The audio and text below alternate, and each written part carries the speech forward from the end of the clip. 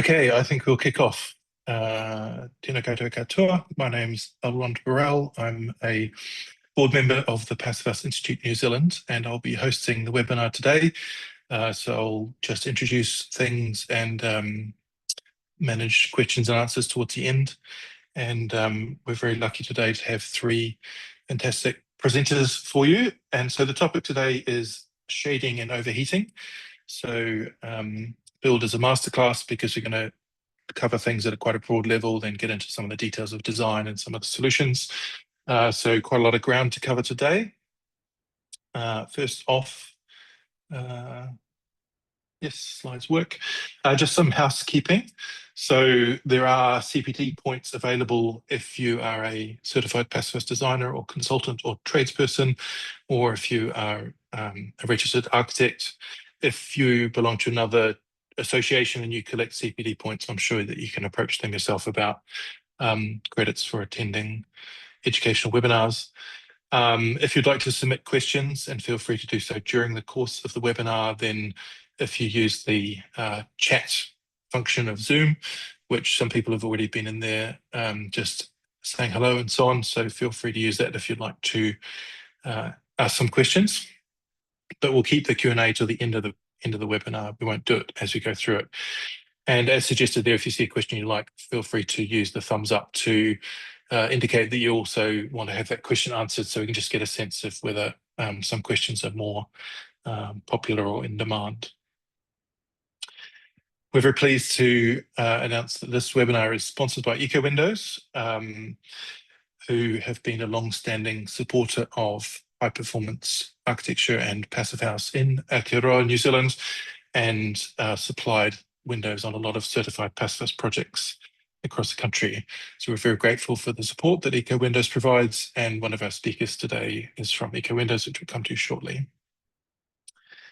There's a slide about me being the webinar host. I'm not quite sure, maybe out of sequence I introduced myself already, but I'm sure many of you know who I am and familiar with Passivhaus Institute. We're an organisation that have members across the whole industry, so Passivhaus designers, Passivhaus consultants, Passivhaus tradespeople, also people that are interested in Passivhaus but not qualified as a professional, and people that do Passivhaus projects and other people that do similar things. So we provide resources and education and things like this webinar. We also do advocacy, lobbying the government and doing other things to try and improve the energy efficiency and the quality of buildings that are built in Aotearoa, New Zealand.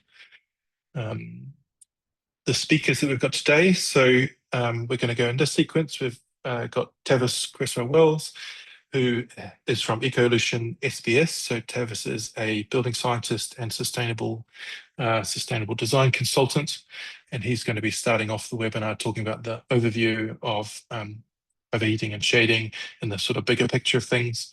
Then we've got the privilege of Andy Marlowe joining us from Australia. Andy Marlowe is one of the architects and Passivhaus designers at Envirotecture. Have done a lot of really fantastic Passivhaus work in Australia. And then after that, we'll move on to having a look at solutions and technical approaches from Bjorn from EcoWindows. So between the three of them, we're going to cover quite a lot of ground. And as I said, feel free to add questions into the box anytime during this, and we'll come to those towards the end. So I'd like to hand over to you now, Tavis. I'll stop sharing, and if you want to share your slides. Sure thing. Thank you, Elrond. Can you see that screen, Elrond? Yep, we've got your slides. Just need to go into presentation mode. Yep, there you go. Great. Okay. Hello, everyone. Nice to be here and presenting my experience on this matter.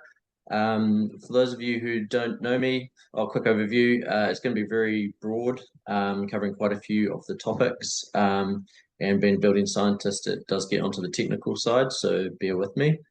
For those of you who don't know me, my background, so I studied a Master of Building Science at Vic Uni in Wellington before shooting off to London to do my OE.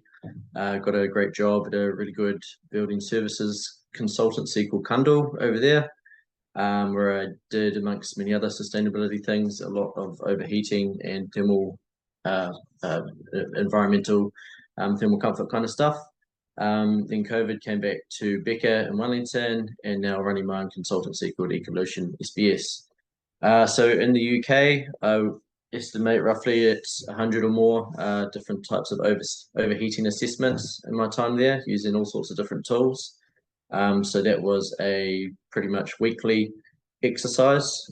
So gained a lot of experience and a lot of tools from some very expert colleagues and big projects. So great experience there. Then on coming back to New Zealand, far fewer projects in that direction, and pretty much all of them are in the Green Star credits area. So I was quite shocked and remain quite shocked at how far behind New Zealand is on this issue, especially being generally a warmer climate. So yeah, happy to be able to share some experience from abroad, which might be useful. Just a bit more on that. So these are the different types of assessments that we were using over there. Even 10 years ago when I joined, or longer, it was just standard practice. Whereas here we kind of have just bits and pieces like the PHPP check and overheating thermal comfort criteria credits from Green Star and Homestar, which are not terribly often implemented. So yeah, just the volume of work that we do in the overheating space is pretty minimal here. Why does it matter, overheating? Sure, we're all pretty aware, but there's increasing reports of buildings overheating in New Zealand, particularly higher density residential blocks. I expect this is only going to increase for more and more occurrences, turning into legal battles in the near to mid-term. And this could well become big, legal, expensive problems for a lot of the players, possibly designers. So it's something that we definitely need to be more aware of and practicing at a higher level more frequently to avoid these problems that I feel are coming in a pretty big way. One question I'm sure a lot of people might have, and aiming to nip that in the bud a bit. So if we're all moving to heat pumps, which is a great thing in my opinion for heating in winter, why don't we also just add the mechanical cooling, use reversible heat pumps as well? So the issues with that are, of course, it's using electricity, generating emissions, with air conditioning, I mean, using largely metal components, so more embodied carbon, using refrigerants, which are far more environmentally damaging than CO2 emissions, upfront costs, maybe a smaller one, but then the ongoing expense for electricity would be additional to most homes at the moment, and have heard reports that summer cooling costs have outstripped heating costs in some places like Auckland. So while we often believe that air conditioning systems have high efficiencies, up around 400%, you need to remember that when they're being used the most in summer, they're actually not nearly that high. They're at their least efficient. So the periods we were actually using it, they're not terribly efficient pieces of kit. Same with heat pumps in winter. So really, just like we do with reducing dependence on heating systems through passive design measures in winter, we need to be doing the same for in summer to reduce our dependency on mechanical cooling. And for that, we do our shading, all our typical passive design measures, and really need to be driving home natural ventilation as well. So typical causes of overheating. Spikes in internal heat gains, so like when you cook, often there's another kilowatt or two of heat in the space at the hottest time of day. Excessive solar gains due to too much glazing, lack of shading, insufficient ventilation openings, so we can't replace warm air with outdoor cooler air. Prioritization of views and daylight over thermal performance, and profitability forcing compact spaces when we're talking about real estate. And then there's architectural and real estate preferences for highly glazed facades, which become hot boxes. And then the kind of elephant in the room in the last 6 months or 12 months or so, which is the insulation issue. So a bit of a facepalm moment. I'll dive into that a little bit. So basically the concerns that the increases in insulation from H1 causing overheating are largely untrue. Pretty much due to poor understanding of building physics and a bit of misinformation getting peddled out there as well. So in reality, insulation is a minor contributor in some situations, Much more consequential elements are the amount of glazing and excessive solar gain, and then the inability to ventilate. So insulation really only contributes to heat buildup and overheating if there's too much heat to begin with.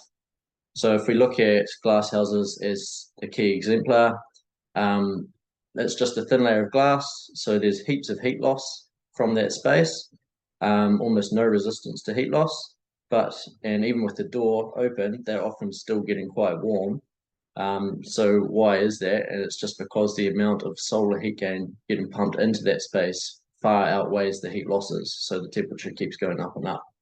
So if a glass house with no insulation is getting hot, then we can pretty safely say that insulation in the building is not really material to overheating. So it's a big kind of smoke and mirrors kind of thing, and it really is not the key issue here. Factors influencing ventilation and heat when we're thinking of designing. So first of all, there's the climatic factors, things we're all quite aware of. So the ambient air temperature, if it's too hot or too cold, that can actually increase discomfort. It's not just a matter of bringing in air at whatever temperature. Solar heat is discussed already. We know that that's a big cause of overheating, and we need to balance excess solar heat in summer with what we need in winter for free heating. Humidity, so that exacerbates the feeling of overheating on top of the temperature. Daylight and views, as we pursue those for architectural merit, we can also create spaces that are overexposed to solar heat gains. So we really need to be considering all three and balancing them.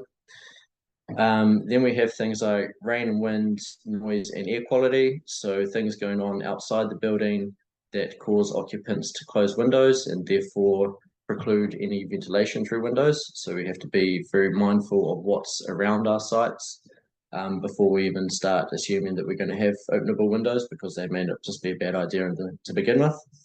And then designing where we can to mitigate those problems. And then there's the human factors. So safety and security are the key ones. We need to protect from falling and break-ins, which is very important, but can also be prohibitive to natural ventilation if we've only got small openings. So all those factors need to be considered during design phases, and we would often refer to that as a cooling strategy or cooling hierarchy. So very much an important part of the design process. What constitutes overheating? So it is a complex physiological and psychological experience, and we all feel thermal comfort differently.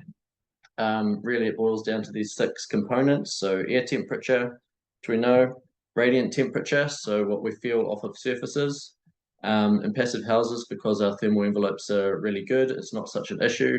But in a lot of commercial or larger buildings where we have glazed curtain walls with metal framing, you can actually start to feel either the heat or the cool off of those curtain walls, and that can start to override the air temperature. Even if that's set to 22 degrees or something from the air conditioning, and the facade's 30 degrees, we're starting to feel something more like 25, 26 degrees. So quite an important factor there. Then there's airspeed and humidity, which affect the moisture evaporation rate off our skins, and therefore the sensation of cooling. And then human factors, clothing and activity, which, as we know, will change how warm or cool we feel. So those are the 6 components that we need to consider. When we talk about metrics for overheating, when we're starting to think about analysis and assessments, the most common one is air temperature, but as just shown, that's only one of 6 elements. Then there's mean radiant temperature, which again is 1. My favorite is operative temperature. So that is the combination of air temperature, mean radiant, and then also airspeed. So that's a decent coverage of the 6, and it's 3 of the ones that we can actually influence as designers of the building, whereas 2 of these, the metabolic rate and the clothing insulation, are purely up to the user's behavior, so we can't affect that as designers. So that means things like predicted mean vote, which are sometimes used, are less relevant to us as designers, and they are more complicated as well and harder to apply. So for a good kind of balance and bang for buck, I think operative temperature is a really good place to go if we start talking about how we quantify and assess the temperatures in our buildings. Important thing to note and to distinguish is between the types of ventilation we're using or that we're aiming for. So there's three types. There's fresh air ventilation, which is about regulating CO2 and oxygen levels. Purge ventilation for fast, large volume venting of moisture and odors, important for kitchens and bathrooms. And then cooling ventilation, which we're largely talking about here. So that's mitigating heat buildup, as in replacing warm indoor air with cooler outdoor air. I've just put a graph here, which is a bit of a representation of how the three types of ventilation might be used across a day. So background might be if you crack open a window before you go to work, so it can stay open all day and let a little bit of fresh air in. Purge might be during breakfast or dinner, open the kitchen windows, get that steam and any cooking smells out. And then cooling, say you might come home at lunch, open the windows for a bit as it's getting warm. And then in the evening when you come home to get that heat out of the house, cool it down again. So that's just a bit of a snapshot of the different types of ventilation that we need to be designing for and allowing our building users to access at different times under different situations. So it's not just about, hey, there's a window in the space. That means they can use it for ventilation. It's a bit more nuanced than that. Restrictors. So this is quite a big factor that comes up a lot in assessments. So they're for a good reason in a lot of cases, safety from falling being the main one. But in a lot of designs I've seen, restrictors also get applied to windows where they're not required, as in high up where people couldn't possibly fall if they tried. And those restrictors are really detrimental to ventilation because it means that you can't open any windows up fully, and you've got just these little wee cracks to try and get some cool air in, and in many cases it's just not sufficient. Especially when we start taking into account, I hope everyone can see that, this image on the side. So that's something like a section of a window with 100mm restrictor on it. If the window's set back into the wall halfway, say, then by the time that restrictor gets to the edge, the rebate of the walls cover up most of it. So a lot of the gap in which you might expect air to flow through is actually blocked. So these windows are almost useless as ventilators. So restrictors, while very much necessary in places, are just problematic in other places. So as designers, I think we need to be a bit more aware of where and when we're placing them, because they do have detrimental effects. Overheating rigs in New Zealand, there are none, which is quite a concern. Often, well not often, but sometimes have seen the clause G4 for ventilation, 5% opening area used as a method for designing for natural vent for cooling. Big problem because that has absolutely nothing to do with cooling. It's purely for ventilation. 5% number is also kind of arbitrary. And the worst part about it is that the definition used in clause G4 for net openable area is really misleading. So they describe it as a measurement on the basis of face dimensions, which they don't define. But I presume, as best as I can tell, it just means the elevation view of a window or an opening.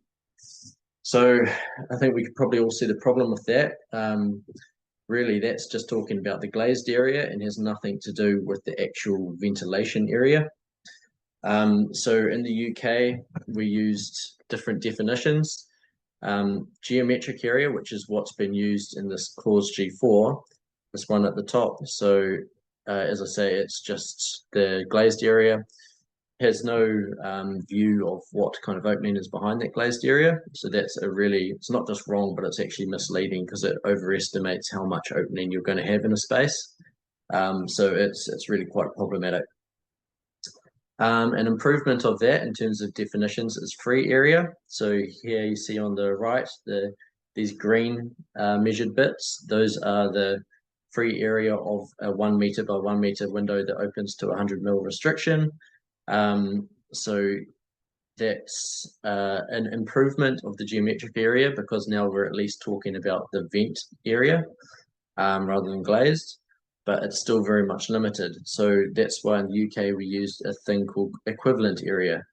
So this then adds the discharge coefficient of a window type to account for fluid dynamics of air moving through that shape, through that window. It then standardizes that area into to a square orifice, which is what it's talking about as equivalent to a square orifice area, to enable different ventilation types to be compared.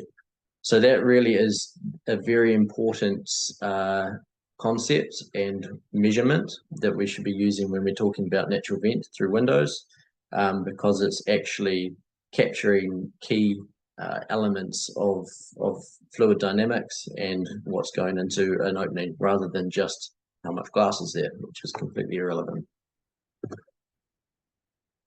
So just put together some scenarios and comparisons showing the difference between geometric area here on the left column, free area in the middle, and equivalent area on the right. So the first one, if you have a 1 meter area with 100 millimeter restrictor, you're actually ending up with something like 0.2 square meters of equivalent area, so a fifth of what you thought you had. Scenario 2, you've got double the size window, also opening to 100 mil restrictor, only ever slightly bigger than scenario 1, because there's only a little bit of throat opening at the bottom. None of the rest of it's actually providing openable area. So double this window size actually gets you only another few percent of actual opening area. Then in scenario 3, if we have the same window as scenario 1, but open it to 400 mil restrictors, suddenly the equivalent area expands considerably up to 0.55 meters squared, so almost 3 times what you had previously.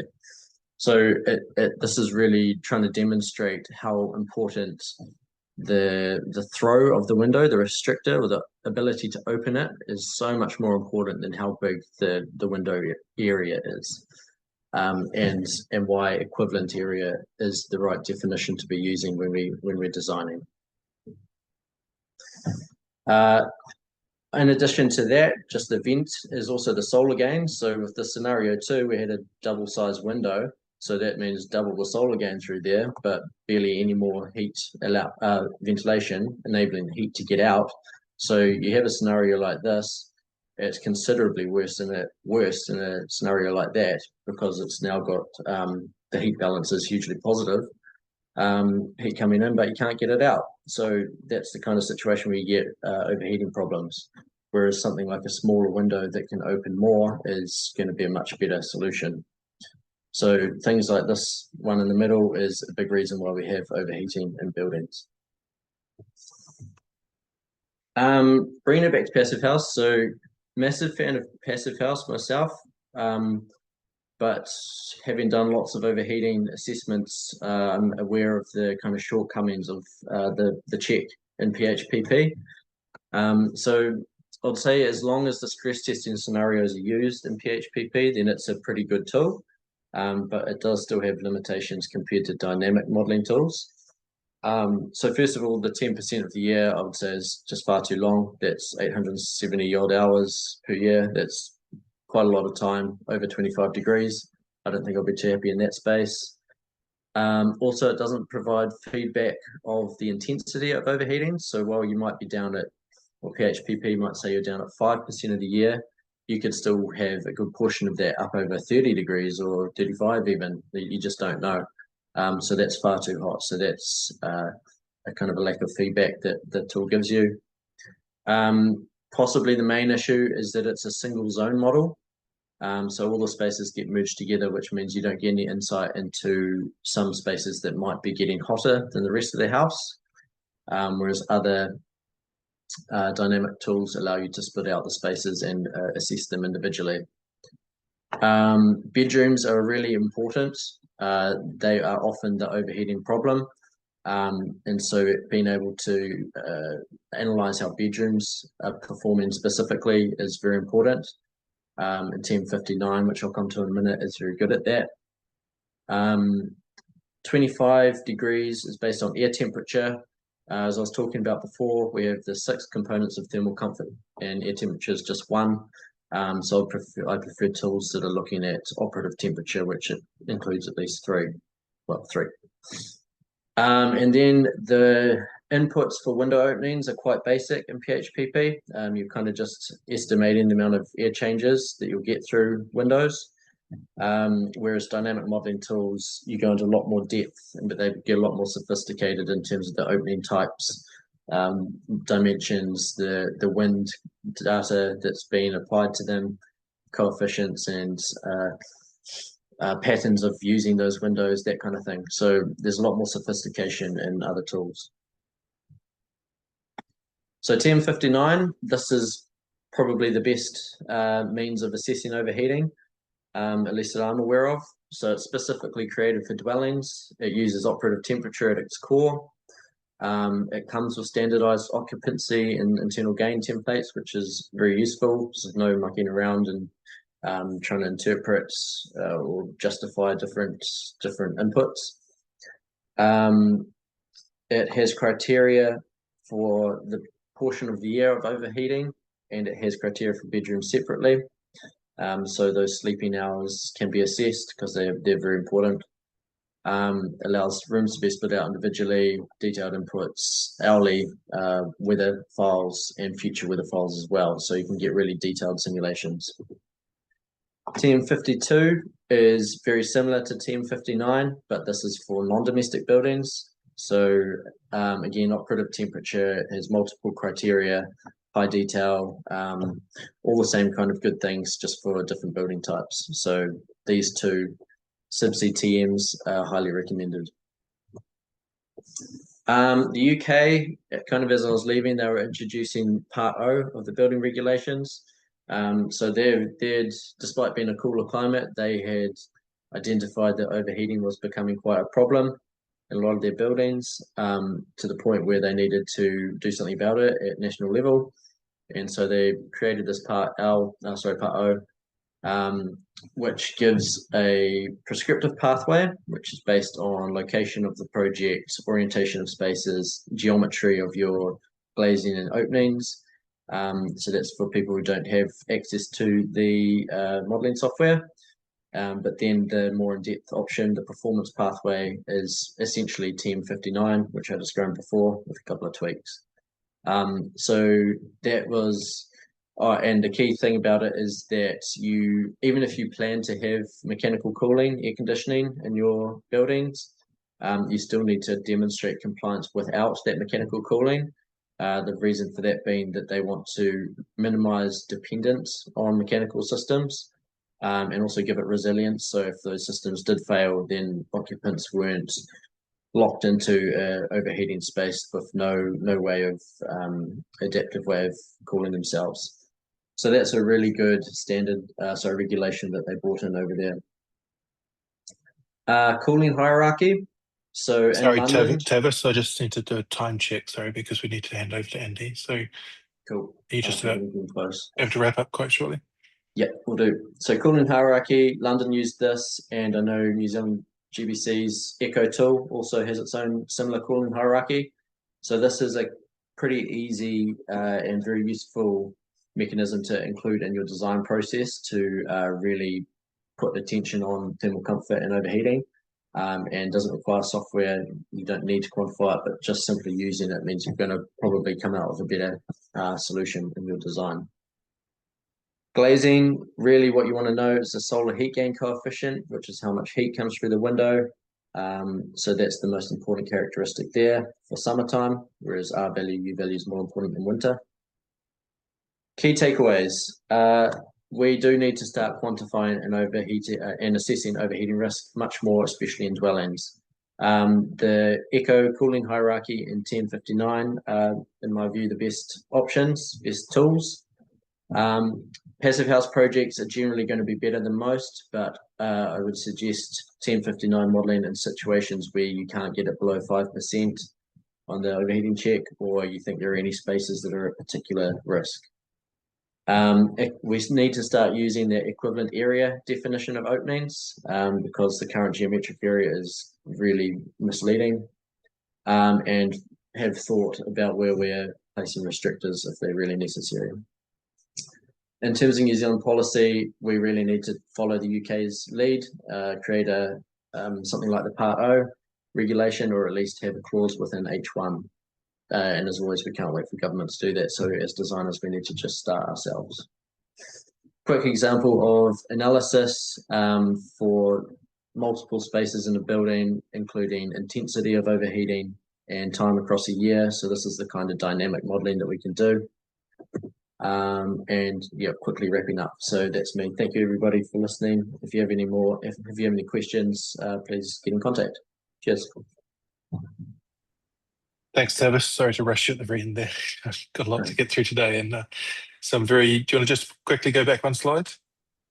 No, back one other one. Yeah, so some very useful recommendations there for people to think about when they're having conversations around what we should be doing in New Zealand as well. Whether you agree with Tavis's recommendations or have got other recommendations, worthwhile thinking about these kind of things. And on that note, I think if you could stop sharing, and Andy, if you could take over the screen and share your presentation, then we can move over to you presenting. Good afternoon to you. Good morning to the Australians in the digital room. My name is Andy Marlow. I'm one of the directors at Envirotecture. We've been around as a firm for not too far off 30 years now.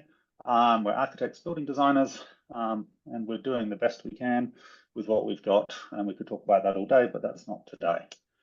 We've been in the Passivhaus world for getting close to 10 years. We've done a swag of certified projects, pictures on screen, and have a whole bunch more sort of either finished or almost certified in construction, in design, all those kind of things. So we've been doing it for a bit, and we like to monitor our buildings, and that has proven to be helpful, especially with this talk today. So I'm going to talk about 3 projects and look at some data and sort of explain a few things about what's worked, what we've learnt. Nothing's not worked, but some things could be better, possibly. So anyway, Thornley was the very first certified passive house that we did. It was the first one in Sydney. It's finished about 8-ish years ago now. The client, as with all the early adopters, is a scientist. He's a marine scientist, but he's a data nerd, which has proven to be helpful. From a design perspective, we were transitioning out of passive solar design effectively. Well, we're still in it, but you know, it was the first passive house. So it's a very passive solar design in many ways. That long facade you're looking at is the north-facing facade. You can see there's an external motorized blind over that big window. That window's about 4.8 meters long. There's some water tanks on the inside of that, some tubes, which I don't have a picture of here, but they're very beautiful. And that was all about putting thermal mass into a building until we modeled and realized it didn't make much odds, but we kept them because they're pretty. The key thing really is that this building's fairly well shaded through fixed means. That operable blinds, I guess, the one exception. But what you're seeing on the right, that's west facing, so you can see the you can see how that shade is lower to the closer to the head of the window, and then that's the west facade proper. And then as you come around the back, you can see, assuming you can see my cursor, this northern little shade here is up high, so it still gets some winter sun in. Turns out in Sydney you don't really need much winter sun in a passive house, but we didn't know that back then. And the big openings down there below the very, very, very beautiful and influential tree are shaded with that shade cloth draped over all of the that pergola structure. So this one's pretty well shaded, just passively, I guess, or in a fixed manner. This is an internal shot, which actually it turns out does a bunch of useful things for me. It gives you a scale of the tree and the shading from trees in this place. So this is looking sort of northeast. But you also see the one air conditioning unit that we put into the whole building and the fact that they have ceiling fans. So these guys are very active users of their building, which is both great, but also arguably skews some of their data. But they do use the air conditioner. and they do manage the building pretty well through windows when that's opening windows when that's appropriate. They're all tilt-turn windows, as I'm sure you'd kind of expect in a passive house. So how does it actually work? So because Matthew is a data nerd, we've got great data. He's got a blog, like old school blogspot blog, and every month he puts up his data, which is fantastic, which is where I flog this from, with permission, of course. And so what I'm quickly going to look at is the last 2 Januaries, just because it's summer, and obviously we've just had a January. We haven't yet had a February. Key things really, and maybe this is a key difference in how we're now approaching buildings in terms of the ability to naturally ventilate, well, not so much naturally ventilate, but to naturally cool them. Median temperature for January, 21 degrees. Outside has fluctuated pretty widely. And the comment here about the window opening, that's straight from Matthew. And this is pretty much how we've ended up building all our projects, either to the passive house standard or pretty darn close to it. We just don't get the ability to cool our buildings naturally in summer as much as we used to the point where it's fairly suicidally daft to rely on that as an overall cooling strategy. So way back 10, 15 years ago, we weren't air conditioning buildings. We could heat them well enough in winter through other means. This was also before heat pumps really took off from a cost-effective point of view. But the cooling we managed to not need, and we've basically found that that is no longer the case. We've ended up with air conditioners, and that span off to heat pumps for everything, of course, because heat pump is the answer to every question you've ever got about a building. So you can see here that this building is basically sitting in the comfort zone for 99% of the year, of the month, and outside for 1%. Whereas outside was, pretty, variable. And then when we come back to this January just gone, interestingly, it was less variable outside, but more variable inside. And that's just pretty much the weather. The thing that sort of vaguely surprised me was that the median temperature is still about the same, and the overall big picture ranges are about the same. But this theme of the evenings aren't really cool enough is a constant with this. And you can flick between the two and sort of stare at the graphs and try and work out what the real difference is. And I've spent a lot of time doing that in the last couple of days. And really, it's just there's minor differences, but it's just not cool enough at night is probably the key takeaway message from that. I should also say that they're incredibly comfortable. They tend to run the house a bit cooler than, or certainly cooler than passive house standard suggests. So they mostly seem to sort of bottom out around 18.5 degrees, which is what they're happy with. But again, he still references everything back to the 2025 when he puts up his data. And I didn't put a link to the data in, but if anybody wants it, just reach out, because if you like those things, it's a 5-year, 6-year data project now.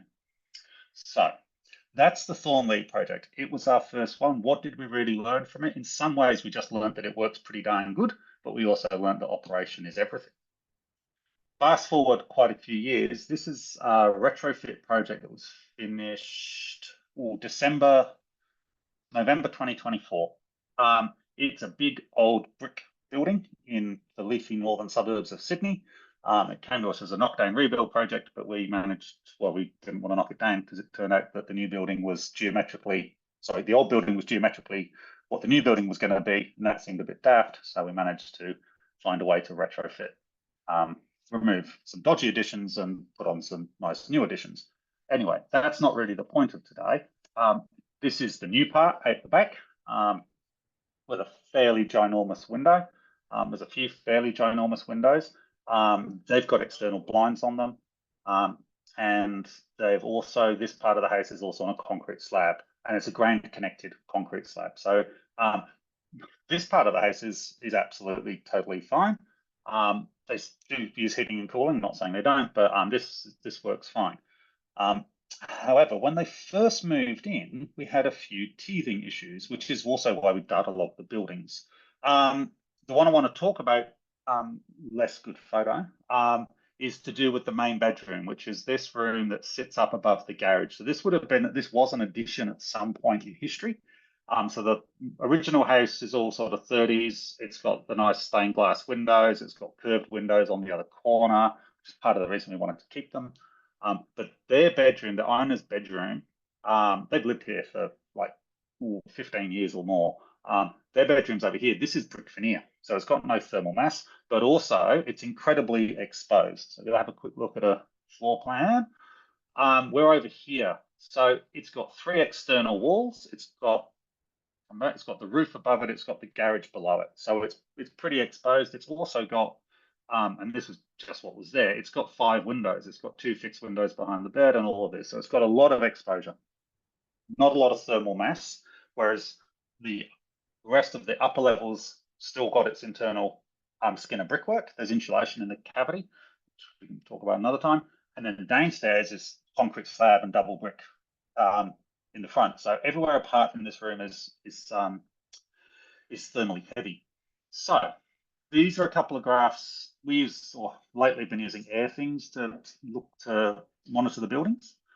So this is a couple of graphs knocked off from that bedroom, and you can see the dates up here. So this is basically December 2024 against January of this year, and it colors anything over 25 degrees red. And you can see that it was jumping around a fair bit, but it was also getting pretty warm. I tried to find the warmest months just to kind of make it visually more compelling. And fundamentally what was happening was they were going to bed or about to go to bed and then throwing on the aircon to sleep. And it just wasn't quite working for them. They weren't wildly uncomfortable, but they weren't, as happy as they'd expected to be perfectly honest. And so we had a big chat to work out what's going on. Fundamentally, what we've ended up doing with all of our projects, and I'll talk about how we communicate it in a minute, but is we're encouraging people to keep the building stable. Like, as most of you would already know, then all of these sort of airtight, well-insulated buildings, they're not particularly great at responding to heating or cooling inputs, mostly because we haven't undersized, but we've put a lot less capacity into the systems because we don't need them. PHPP, we'll come to that, tells you don't need too much. So the systems are smaller, so the building doesn't respond as quickly. And that's not a problem if you operate it knowing those things. So basically, all they've done is set the aircon to their preferred temperature. I've got no idea what it says on the actual handset on the controller, but as you can see down the bottom, it just bumbles along, bumps around a little bit. But you can see here, I mean, this day got up to, this is the outdoor temp comes from the Bureau of Meteorology over here. So, it got up to 42 degrees. There's a couple of 35, like it's pretty damn hot. You'll have seen in the photo, like they've got external blinds, which they use because, why wouldn't you? But basically, the use of the building has enabled that to sort of to stabilize itself. What else did I want to say? That's probably about it for that one. Let's move on to Eastwood. So this one is more recently finished and is the one that at the moment we are still sort of optimizing and tweaking. So this is another one of my glorious photos. And mostly what we're currently trying to get better is this room up here, which is one of the kids' bedrooms. It's high up off the street, as you can see, so there's not a lot of natural shading to the front of the house. This tree here is meaningless from a shading perspective, whereas out the back you can see there's a decent number of biggish trees. So there's a bit of natural tree stuff or natural vegetation helping us here. North is pretty much off to the side, so this is a sort of a westish facing window. We did not put an external blind on it, which obviously now is something that may consider doing differently. This is a slightly blurry floor plan, it turns out, but we're talking about this bedroom here, so north off to the left. And the key thing is we've air conditioned. So since the Thornley project, with a 2-story house, we switched to pretty much always putting in at least one aircon unit upstairs and one downstairs. And then depending on a bunch of things, we've done different strategies to try to move that course around the building. I should say we have had almost zero issues at all with keeping any of our buildings warm in the sort of Sydney and North at least. Some of the Victorian projects are, even though not too bad, but mostly it's a cooling problem. It's an overheat, not even overheating. It's just a cooling problem, a comfort problem in summertime that we're trying to deal with. So And so we've got an aircon unit in this bedroom here, which is the people who paid for the house, the parents. And then we've run an air transfer system, which is just some insulated flex ducts, and an inline fan, couple of grills, one grill in the bedroom, two grills over here. It's a 200 diameter duct. The whole of that, all of that's inside the thermal envelope. So there is a cavity that sits over this part of the building and also over here. So flat ceilings in this zone and over here, but it's all still within the thermal envelope. And so what we're doing is we're sucking air out of this bedroom and then dumping it into the kids' rooms, basically. And so we've got a bit of data, and it's getting, we're getting there. But what we are looking at, checking my notes. So this top line, this is the kids' room at the front, and you can see that it's jumping up and going above 25 degrees. Now, whether 25 is all just about the sensors, but let's not go there. But it's getting to a point where they would like it to be a bit cooler. As again, we've got some pretty hot days here, like knocking 40 degrees quite a few times. And this is the same time. This is the parents' room. And so this is the one with the aircon unit in it. So our current strategy is, what we talked about last time that we've been there, is around leaving that unit on in order to stabilize the temperature and leaving the air transfer fan on so that it can stabilize that upper level. Now, what I am seeing in this data, excuse the lines, is that when you come down to the bedroom with the aircon unit, you can sort of see where the temperature plummets, and you can see its reaction in the room, in the kids' room. So you can see that this one cools 5 degrees thereabouts, and this one cools maybe 2.5 or 3, which is no surprise because it's not moving anywhere near as much air, and it's also distributing that coolth into two spaces from one space. But what we're seeing is we're seeing the reaction of, as the aircon unit turns on, or as it would do here, turn off, you see this corresponding thing. So the usefulness of the data is really around showing us how the building is reacting. And so our next round of conversations is really around, well, this doesn't look to be a stable thing. Why is that? Why isn't it working for them? The other thing I'll just flick back and show, I threw these lines on while Tavis was talking. They're pretty rough because I drew them in PowerPoint very quickly. But that's 20 degrees, and this is outdoor temperature. And so this is for obviously a week before last. But if I flick all the way back up to this one, which is 2024 and the start of January here in Sydney, again, it's really uncommon to get below 20 degrees, really uncommon. And we do know from other data monitoring things that if we don't get at least 4 to 5 degrees of temperature difference, it doesn't make any odds how big your opening is, how much air you move through the building. It just doesn't cool it down very much. So that's kind of one of our big battles. Mindful of time, I'll go quickly through this. So prediction and prevention tools. As part of certification for all of our projects, we are now made to do this test. We're made to send a document to the client to say that we've done it and that they understand the risks. This is the one that Jason at Sustainable Engineering has sort of put together. And I believe that it was heavily inspired by, or done in collaboration with Oliver Stiles in Spain. They have similar issues as we do. So thanks, Jason. It's been pretty helpful. Referring back to that last project, the Eastwood project, the Passivhaus planning package in its normal verification mode says that our total load for the building DHUM, which is a thing in Sydney, and cooling is around about 3 kilowatts. Once we run it through Jason's thing, that lifts up to about 5.4 kilowatts. So more, but not, it's almost double, but it's still a very small number. So we have been doing a fair bit of work with the very lovely Alex Slater at Building Physics Australia. And these next couple of slides are very much thanks to his hard work. I just talked to him about what I'd like to know, and then he worked out how to make it happen. This is a free, what he calls a free running tool, and all it's doing is sucking data out of your PHPP in a useful way to present it back to you. So it doesn't require any other effort other than plugging in this little worksheet that he's built. But all it's doing is not dissimilar to Tavis's graph that he showed at the end. accepted single zone. And so all the comments Tavis made about the flaws of that are absolutely true. But we've been finding it useful because what it's really showing to clients is it may be a certifiable passive house. At that time, it's not certified.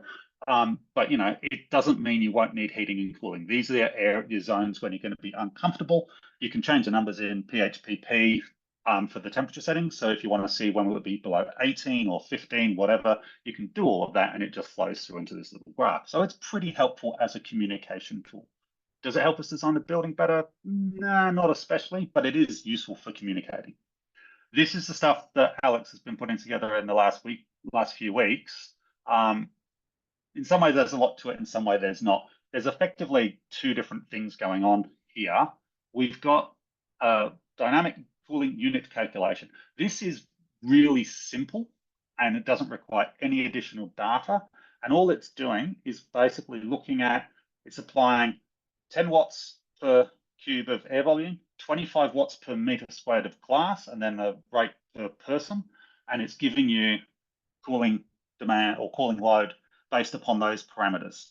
Is it right? Nah, who knows? But it's interestingly giving a slightly higher result. We tinkered with a bunch of projects to come up with those numbers, and we think it's certainly helpful. Is it all the answers? Well, nothing is. And then this next part is sucking data out of PHPP, but it requires you to enter some information. So you've got to enter room by room data. So you need volumes, you allocate the windows to different rooms because obviously windows are fairly influential, and also the level of exposure. So has it got a roof above it to ambient? Has it got a floor to ambient or ground below? How many of the walls are actually to outside? That sort of thing. So you have to enter that in a typical tabulated form. And then we've got basically the same or very, very similar stress test conditions a la Jason's version of the world. And so it's sucking this data out of PHPP. It's obviously calculating it slightly differently because we get a slightly different result to the one from the cooling load tab, a bit higher. And then we get this number here, which is not a gazillion miles from that. So far in our playing around with this, we've done double story and single story projects. They're in the realms of similar.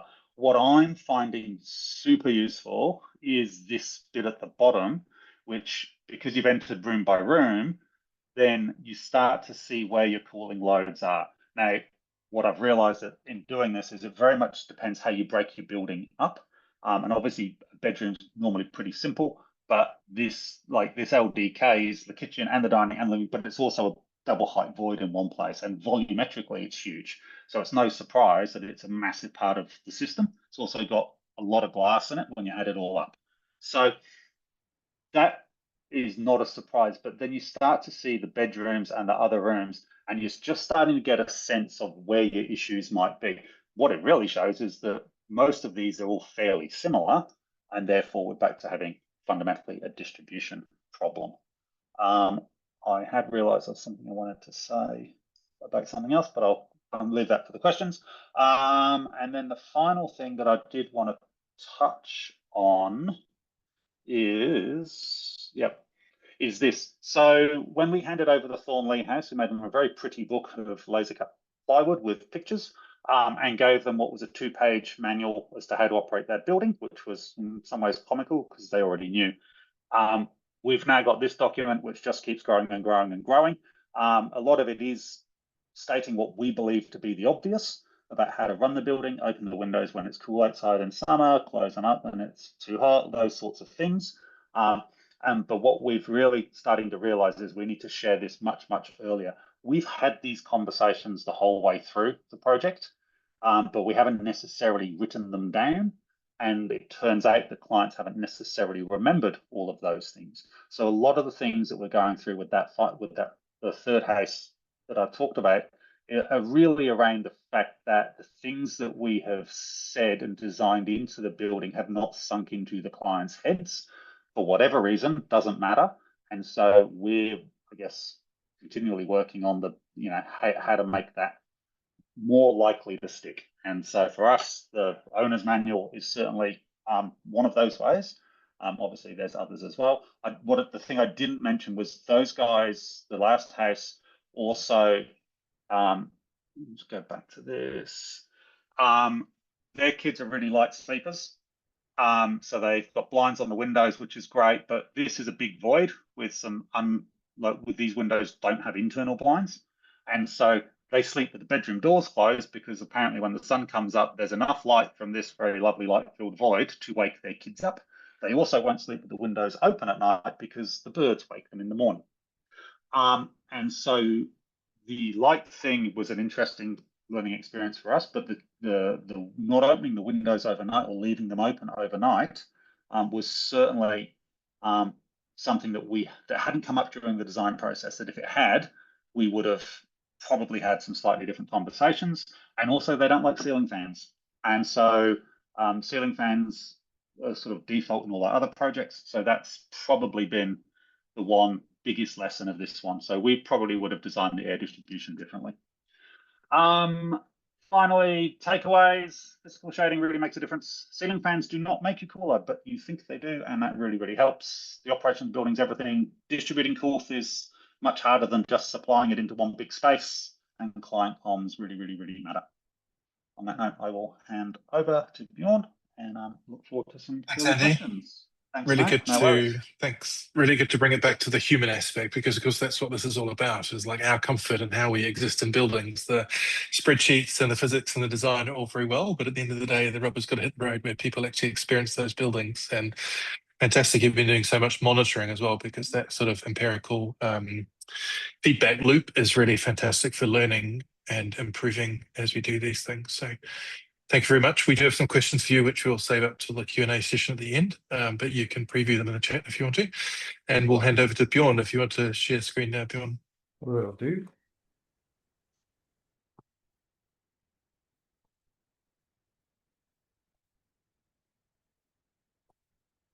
There we go. You can all see that, I hope. Yes. Welcome and thank you everybody for being such a numerous occasion. I see 86 participants, which is pretty cool. Thank you, PHINZ, for the opportunity on sponsoring and putting a little bit of input into this from our perspective as a supplier of hopefully some great solutions. So let's get it going. So we've all learned already with Tavis and Andy that there's some risks involved when designing a building that is even really great and can even be a passive house, that there can be, let's say, issues of overheating with, you know, maybe a few little design tweaks and even with PHPP. And as we learned from Tavis, there can be some small inaccuracies also.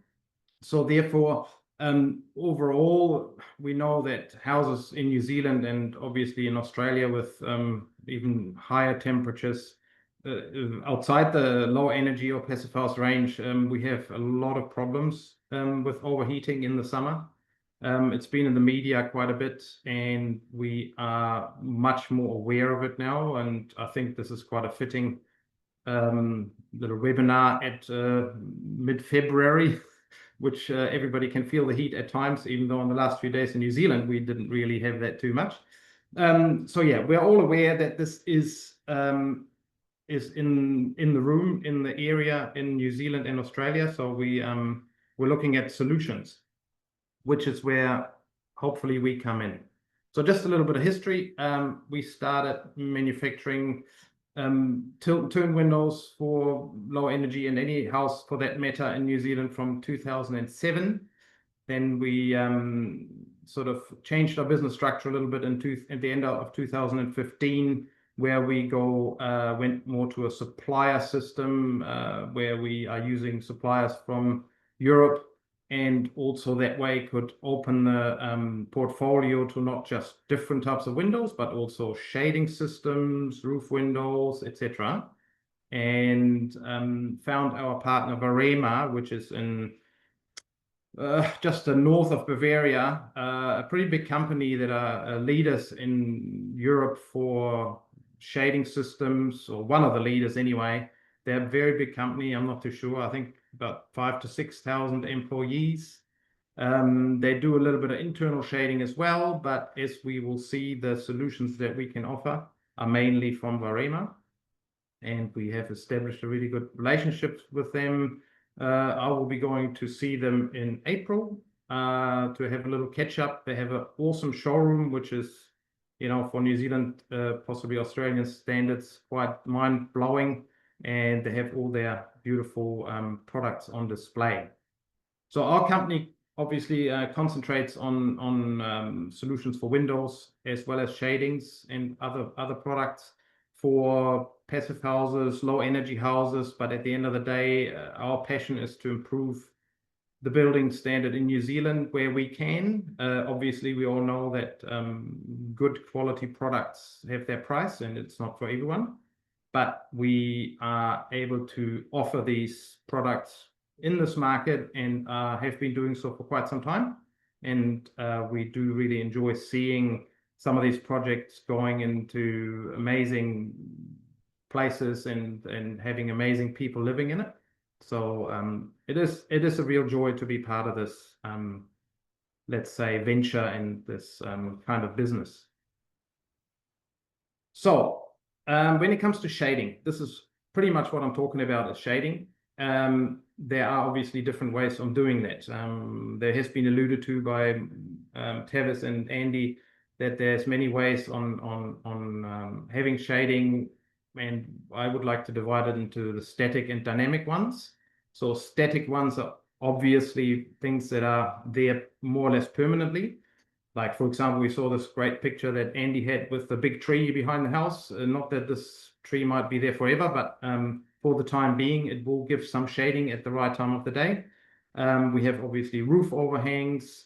I remember on the second passive house that was built in New Zealand, which we supplied windows to, not far from here, they designed eyebrows over the windows, which I had never seen before and I haven't seen much since. But there is obviously means to statically block the light. One of the things that we use still quite a bit is a low G glazing. So for people who do not know exactly what that is, it's basically a sun shading glass, and it comes in various forms. It's not necessarily the same as tinted glass. So it has a slight tint in it. But at the end of the day, we are looking at the data, and the specifications for it is that in double glazing, we reduce usually to about 37% solar gain, and in triple glazing, it's about 34%. These are the common ones. You can go as low as, I think, 16%, meaning a G value of 16 or 0.16. But then you start seeing the tint in it quite a lot more. The typical low G glazing that we do use is very limited in tint, so you still get a very good view out of the window, which a lot of people might be concerned about. But as I said before, it is a static solution. So you have that low G glass in it. Unless you change the glass later on, it'll be there for good. And therefore you will have this, you enjoy this reduced solar gain all year round, which in wintertime, depending on what house you've got, may be counterproductive to heating up the house. There's been aftermarket films that you can put on glass to reduce that, but obviously that is more a reactive solution. So from understanding the static options that are somewhat limited and obviously more or less permanent, we move to the dynamic parts of shading, which we are quite passionate about, and which we do sell more and more all over the country. We have got some hotspots where obviously the sun seems to be playing a bigger role, like Central Otago has been one of late that has been even in the Central North Island. It seems not so much where the coast is, because one assumes of sea breezes and stuff that ventilation, as Tavis alluded to, can play a good role, but where maybe more inland, we see a lot of that. And with dynamic, it is obvious, the word says it all, really. It can be adjusted to the requirements. So I'll get into that a little bit now in more detail. We have got different products that can be moved, retracted, and so on. We have 5 different ones that I want to introduce today, which is one is the zip screens, one is the exterior Venetian blinds, roller shutters, awnings, and also skylight shading. So with the dynamic system, obviously, we can choose to have them and choose not to have them. So it is almost a very ideal scenario for controlling your solar gain and therefore the heat inside your home. Let's start with zip screens. Zip screens is pretty much our best seller. You'll probably see why in a minute. The big advantage, I suppose, with zip screens, and they're called zip screens because they have an easy zip guidance system. So what it is basically 2 rails on either side and a head box in the top, and it's very comparable with an interior roller blind. So just that it sits on the outside. It has some very durable fabrics made out of polyester. And the guidance on either side of the screen, obviously we have in the head box a roll that contains the fabric, and it gets rolled down on either side, and the guide rails have got a little zip. So the fabric has got a zipper like on your trousers or shirts or jackets, and it is guided in a little channel that is coated and therefore slides very easily, therefore easy zip, and is able to tension the blind. So it's quite a tense kind of fabric when it comes down, so that it looks nice and stretched and also gives a nice appearance. So therefore, when the blind comes down, it is a fabric that can be semi-transparent, it can be block out, and anything in between. The beauty about the semi-transparency of it is that once you run the blind down, you can still look through from the inside, which means you are not so disconnected from the outside world, and you see movement, you see an animal, a dog or a cat running around, you see your children running around and playing in the swimming pool or something like this, and you can quickly rush out when they fall in. So that is one of the huge advantages, that you're not get disconnected from the outside world. At the same time, you can still you're able to reduce the solar gain and therefore can control your heat inside the building. They're very wind stable. So with the stretched fabric, there's testing that's been done up to 120-kilometer winds and probably beyond. If you were in Wellington the last few days, I'm sure you would have appreciated that that the wind can be a factor. And then again, most likely there's not a lot of wind when it's really, really hot, even though I would say maybe in Australia that's a different thing. But in New Zealand, a lot of the times, maybe not so much. These things are motorized and can be obviously integrated into home automation. I will get to that a little bit later. But overall, the other little advantage is that I should mention is each of the head boxes that the blind is in is calculated, meaning it can come in different sizes. It starts at about 90 millimeters square, goes to up to 150 millimeters square. So we'll get to that a little bit later, how they can be integrated into the building nicely, because we often get asked, ooh, there's this box that's sticking out and we don't really like to see it that much, but there's really good ways in the design stage to act upon that and make it look really good. So zip screens, semi-transparent, you're still connected to the outside world with a really great way to shade. It is possible to do blackout as well. With that, you obviously are not having that semi-transparency, but the advantage of blocking out for, let's say, bedrooms where you might want to have a complete dark room or media rooms or such alike.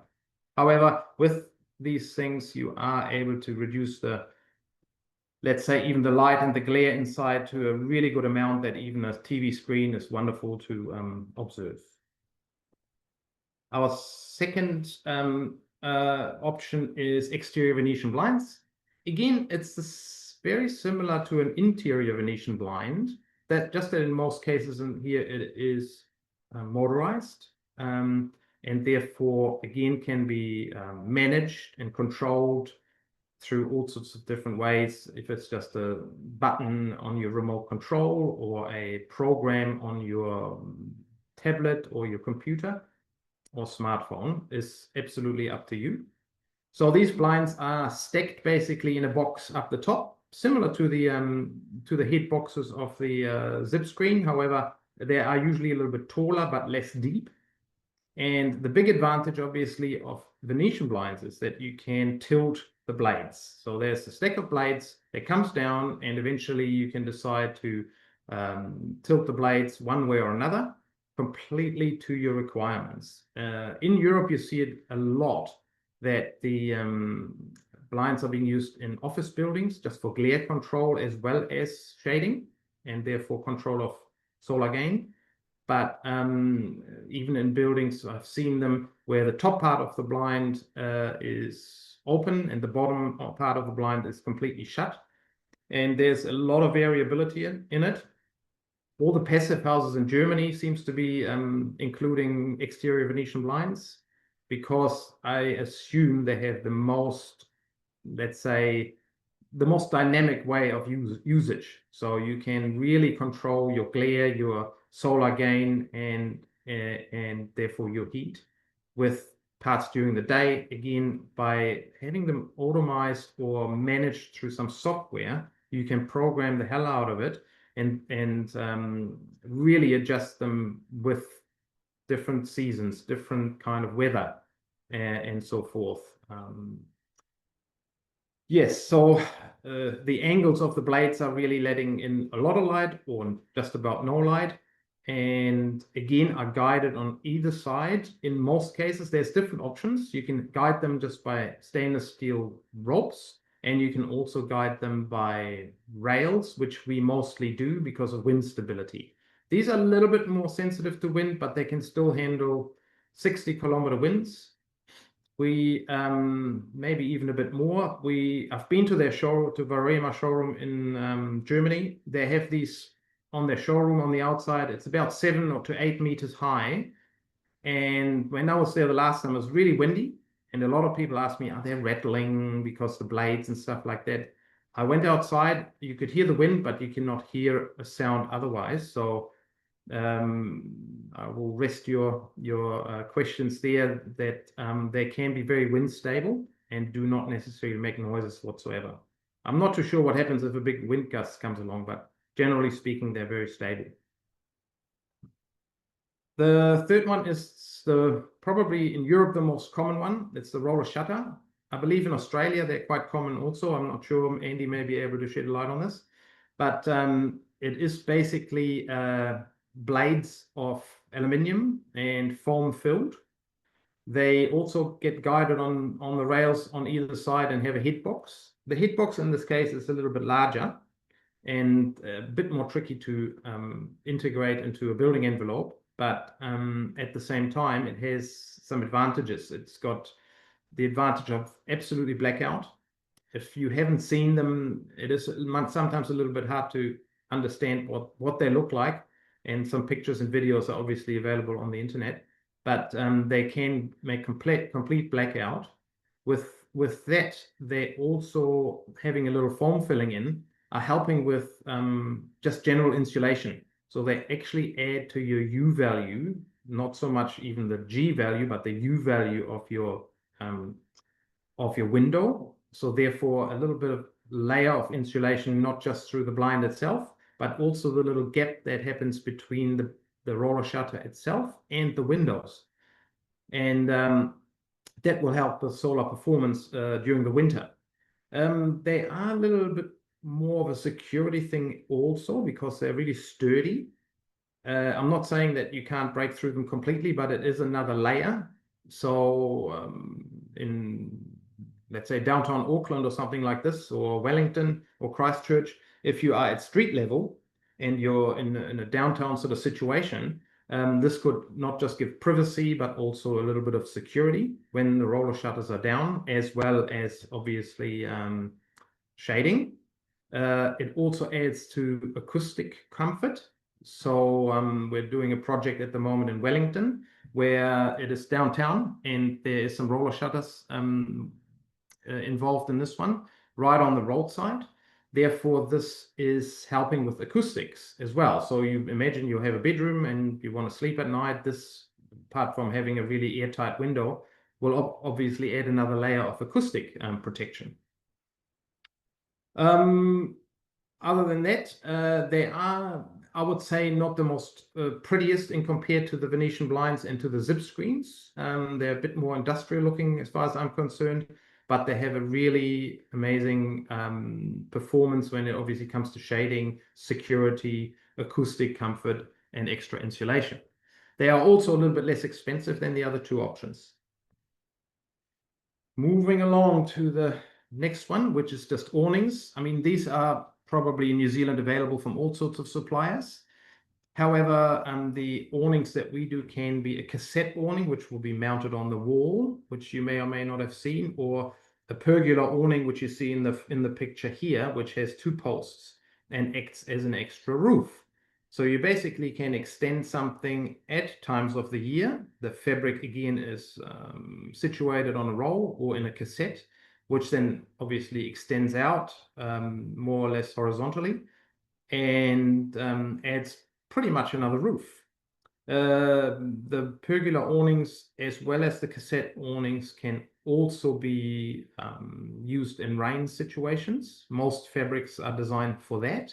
In this awning that we see in the photo, there's a little row of netting just above the beam, which acts as a guttering, and therefore the rain will go in it and disappear. And we know how the weather changes in New Zealand so many times in the day that it is nice to be able to sit outside at a social occasion or having dinner outside, and a bit of rain falls for the next 10 minutes and you don't have to rush inside and enjoy the extra roof that you've got. Obviously the shading angle is a little bit different than on vertical shadings. So being more horizontal, it has slightly different, obviously, shading perimeters, let's say, meaning if the sun comes more from the top, it gives you more protection, and if it comes from the side, it gives you less protection. So that needs to be, people need to be aware of that. But they are a really amazing option if you've got an outdoor living area where you want to enhance it, to give that a go. And it basically... Are you able to wrap up now, Bjorn, so we've got some time for questions? Sure, good idea. Okay, we'll run through it. Skylight shading is pretty much the same as any other of our different ones that we have, just with the fabric blinds and the roll shutters. Obviously, in roof windows, very important, because a lot of the solar gain happens through roof windows if they have been designed for, and it's a particularly important one to look at shading on those. I just wanted to go into a quick technical one. There is actually a calculation of the so-called G-tot, which is for Passivhaus designers may be interesting. That is the shading factor FC times the G value of the glass, and it gets really reduced. So a normal glass with a shading factor of, or G value of 0.5 to 0.6 can be reduced to 0.03 to 0.10. And I'm sure if you are using PHPP and enter those numbers, which I actually don't know how you do it, and because obviously they are dynamic and can be only used at certain parts of the day or the year, but you can see what it does when you use shading elements on your building. Just a quick one about control. So I mentioned it before, home automation. Varema has its own system, which is a radio controlled system, which is very easy to install because it means that everything just needs power and the rest of it will happen through remote control via an app or a switch. There's also temperature sensors or other parts where a weather station that reads the wind, the light, the precipitation and all that, which can all get into controlling your shading all year round, all day around, or all night if you want. And therefore makes it really, you can really customize it if you're into it and if you want to. If you don't want to deal with it by remote control every day, this is one really good way to deal with it and therefore optimize your shading.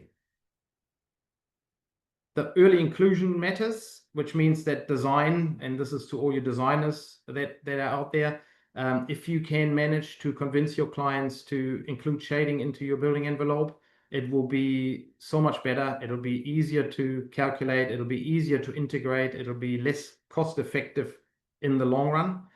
However, we all know that these products do cost money, but we do recommend, and we have got a bigger portfolio of details that we can share, which I can get into here. So integration, meaning the installation of it, is tricky because our walls in New Zealand are quite skinny, and therefore these head boxes from 90 by 90 to overall the roller shutters are 175 by 175 is sort of a typical size to wanting to integrate.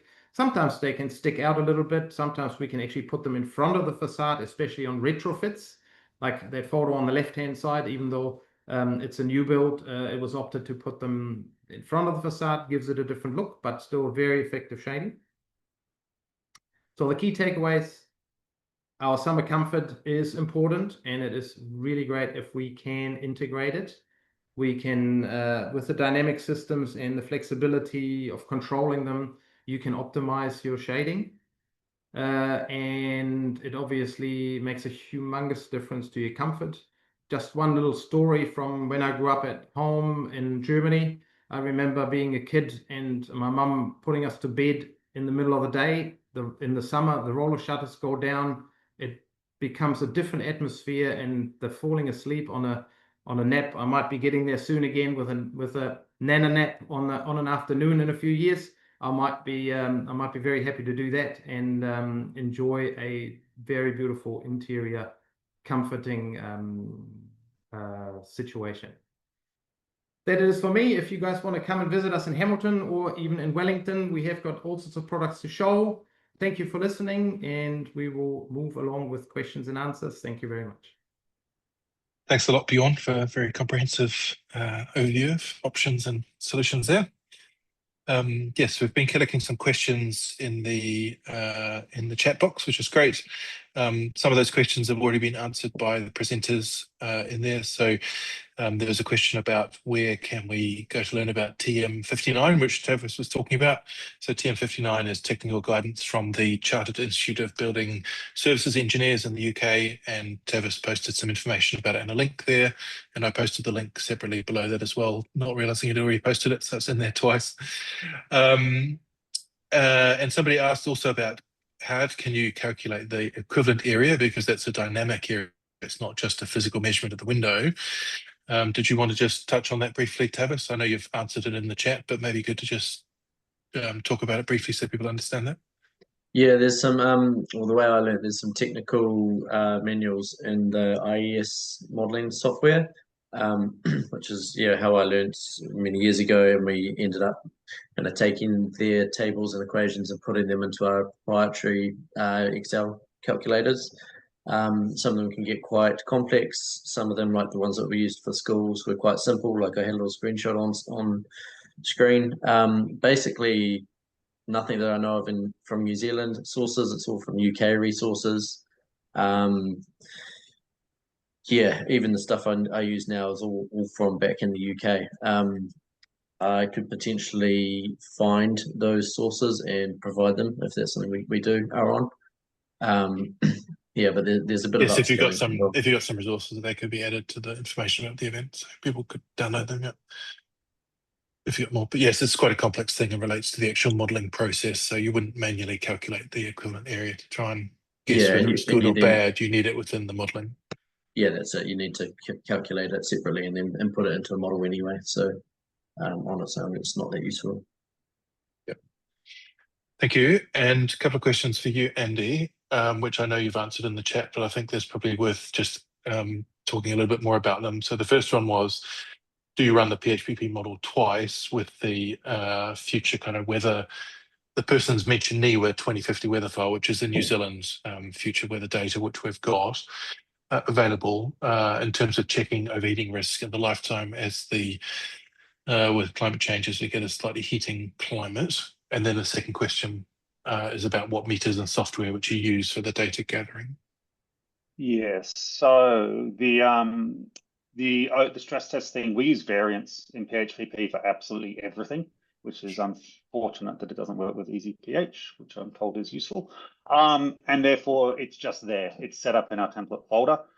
Because as you'd all know, like when you go through certification, you jump, like you do stuff, it goes to certifies, it comes back. There's too much backwards and forwards, and it'd be a bloody nightmare to try and keep two files going or to relink stuff. So it's all just done through variance. You can see the two numbers all the time. And then the data stuff, at the moment we're using Airthings. They're pretty good. They're not cheap. They're on a subscription model, which I really dislike. But that said, they work. You can post them from one house to another house. They get plugged in and they work. They don't need Wi-Fi. So you're sort of paying for that convenience. We used to use some that some of you might know, Cameron Munro, who's in Melbourne. He used to make them, but they were always difficult to get them to sync and talk and stuff. So I spent a lot of time going to people's houses to make that happen. So these are pretty good. I've recently been told that IKEA have just redone all their stuff to work off Matter, which is one of the open source things. Apparently they're pretty good and a heap cheaper, but I haven't tinkered. So yeah, pros and cons. Yeah, people in New Zealand that have done monitoring have used a range of systems that are available here in New Zealand as well. There's a few different ones on the market. There's a few questions for you, Bourne, about particular products and things in the chat. Maybe if you just answer them in the chat directly to people rather than having a broader discussion. We've got limited time here. So just a final question for each of the three of you to give some answers to. So Rachel from the New Zealand Institute of Architects has asked, well, she said it's a great presentation, thank you. And have you got any tips about how we can convince or persuade more architects and designers in the industry generally that overheating is a real and growing issue? Some believe it is a developer-led problem. We know developers have a real estate version of design rather than a comfort or human version of design. Or their buildings or architects or designers' buildings have not yet faced these issues that they're aware of. Obviously, not many projects have the same kind of feedback loop that Andy was talking about with the monitoring. Often architects or designers are no longer involved once buildings are occupied. And so a lot of people are potentially unaware of these issues in the design and architecture community. Did you want to share your thoughts on that first, Tavis?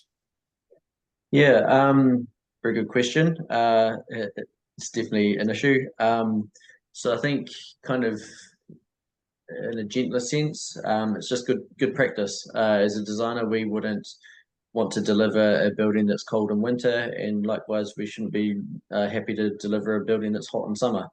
So it's just basic comfort provisions.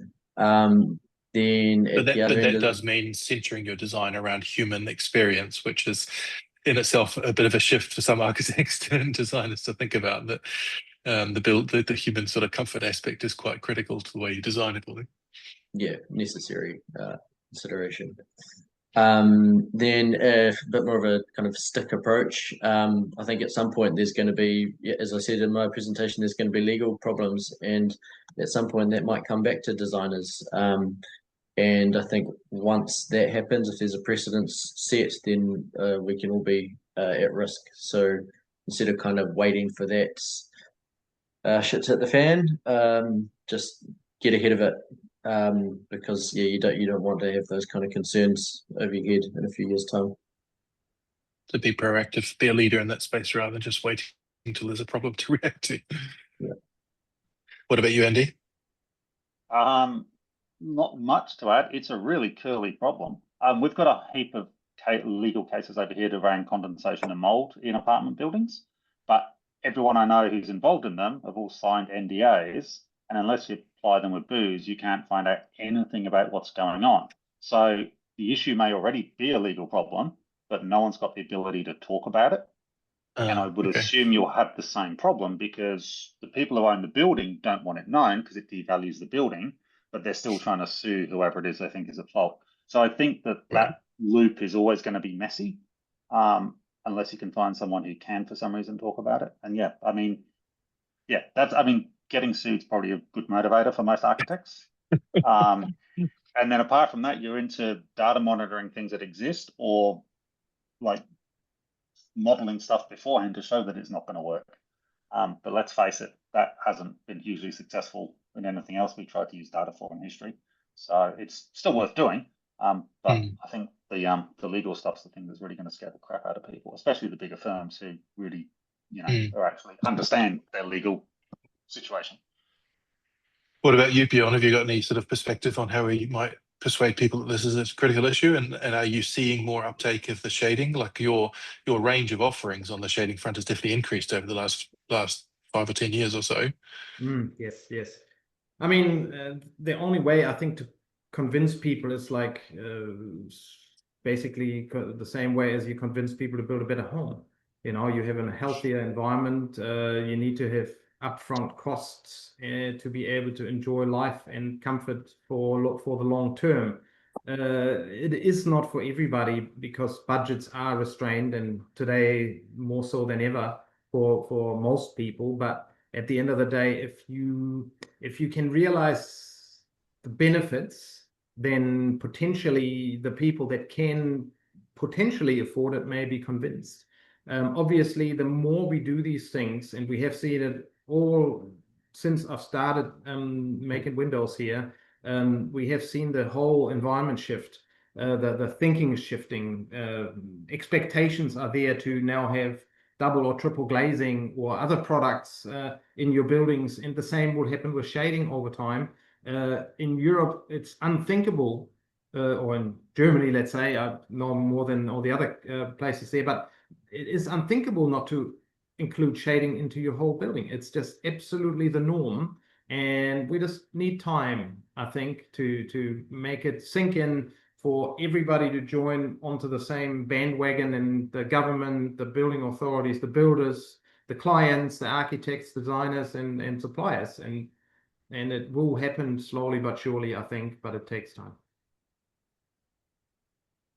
Okay, thank you. There are a few more questions in there, which would be great to have more time to discuss in great detail. Questions about why overheating seems to be increasing and about whether we should be using more thermal mass and things like that. I think the thermal mass question comes down to modeling your particular design, because sometimes thermal mass helps, sometimes it doesn't. And the sort of increase in overheating is why is it happening more? Tavis thinks that it's related to too much glass. I'm not sure if that's a new thing, though. I think people have been doing too much glass for a long time. And I think certainly in New Zealand, and I'd say, Andy, probably the same in Australia, is that we're all educated to think about passive solar design. And passive solar design kind of prioritizes getting in more sun rather than managing too much sun. And so that's sort of like there's a real inertia in the design and architecture community that still thinks that's the way to go, and not really kind of realize that that's going too far probably quite often. But I think we're out of time, so thank you everyone for coming along and being part of it today, and thank you very much Andy and Tavis and Bjorn especially for sponsoring, but also for the technical content you've provided, and to Andy and Tavis for sharing your expertise and knowledge in these areas. Really appreciate it. Thank you very much, everybody. Pleasure. Thank you. Thank you.